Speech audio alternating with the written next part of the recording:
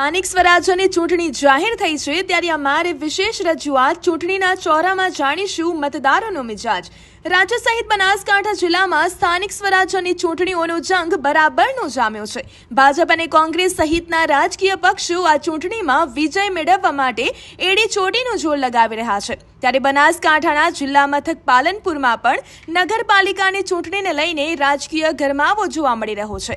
શહેરના 11 વોર્ડની 44 બેઠકો માટે ચૂંટણીનો જંગ ખેલાઈ રહ્યો છે। ત્યારે છેલ્લા 5 વર્ષથી પાલિકાની સત્તા પર રહેલા ભાજપના શાસકોએ શહેરમાં કેવા વિકાસલક્ષી કાર્યો કર્યા છે તે અંગે આપણે જનતાનો મિજાજ જાણીશું। નગરપાલિકાની ચૂંટણીમાં અત્યાર સુધી ભાજપ સરકારે બહુ એવા સારા કામ કર્યા છે। આપણે માનસરોવરને રીઅપગ્રેડ કર્યું છે, જે પાલનપુરની શાન માનવામાં આવે છે। રસ્તાઓ પણ ઘણા સારા કર્યા છે। મોસ્ટલી એક પાણીની સમસ્યા હતી, નેશનલ હાઈવે પણ બંધ થઈ જતો હતો, જેની સમાધાન લાવ્યું છે। ને ઘણા એવા કાર્ય બાકી છે, જેમ કે એરોમાનું ટ્રાફિક, એનું પણ ધીમે ધીમે નિવારણ આવે છે અને આવશે એવી અમે આશા રાખીએ છીએ। બાકી વર્તમાન સરકાર બહુ સારું કાર્ય કરે છે અને આગળ પણ કરશે એવી અમને આશા છે।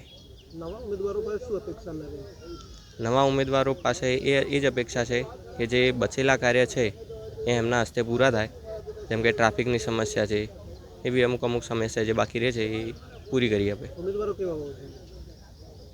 જે જનતાનું સાંભળે, જનતાના કાર્ય કરે અને બસ સારા કાર્ય કરે એવા ઉમેદવાર। ઉચ્છલસિંહ રાવ। પાલનપુર નગરપાલિકાની ચૂંટણીની તૈયારીઓ ચાલી રહી છે। પાલનપુર નગરપાલિકામાં છેલ્લા 20 વર્ષથી ભારતીય જનતા પાર્ટીનું રાજ છે।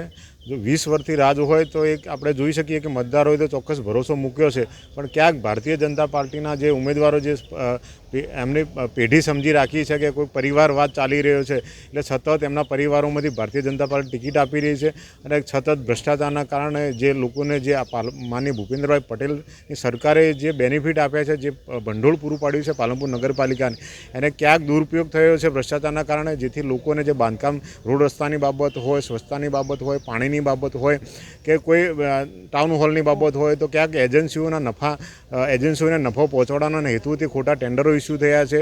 મોટી રકમ એજન્સીઓને પ્રોવાઈડ કરવામાં આવે છે, એ લોકો નાગરિકોને સેવા આપે છે કે નથી આપતા એવું ક્યાંય ક્રોસ વેરિફિકેશન કરતા નથી। એનું ચોક્કસ દેખીતી રીતે એવું લાગી રહ્યું છે કે આ ભારતીય જનતા પાર્ટીનું સંગઠન પણ આ ટકાવારી પ્રથામાં સામેલ હોય એવું લાગી રહ્યું છે। અને જો આ વખતે જો જૂના ઉમેદવારો રિપીટ થશે તો ચોક્કસ ભારતીય જનતા પાર્ટીનું સંગઠન એવો પ્રયાસ કર્યો છે કે આપણા જે વહીવટદારો છે એ સતત આ નગરપાલિકામાં રહે અને ભ્રષ્ટાચાર કરે અને આપણને જે આવક છે એ આપણી ચાલુ રહે।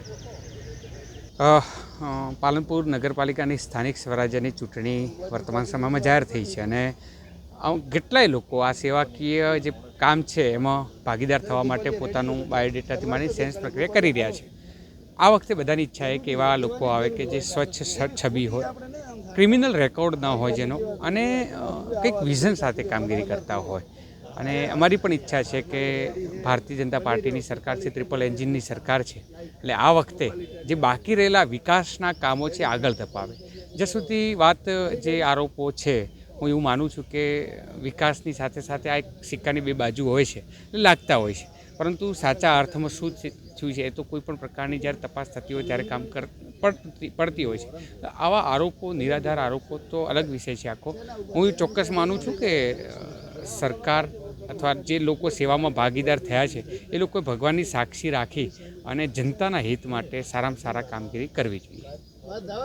એવા કાર્યો હતા જેના લીધે જનતાને ખૂબ જ તકલીફ પડતી હતી, જેમ કે માનસરોવર છે, પછી હનુમાન ટેકરી સાઈડ જે ટ્રાફિક, પછી વીરપુર પાટિયા જોડે જે વરસાદ આવતો જ્યારે પાણી ખૂબ જ ભરાતું, એટલે અવર જવામાં ખૂબ તકલીફ પડતી હતી। એટલે એના પછી સરકારે ઘણો સુધારો કર્યો છે, રસ્તા સુધાર્યા, ટ્રાફિક ના નડે એના માટે બાયપાસ રસ્તો બનાવવાનું જે વિચાર્યું છે, ખૂબ જ સારું કાર્ય કરી રહ્યા છે સરકાર।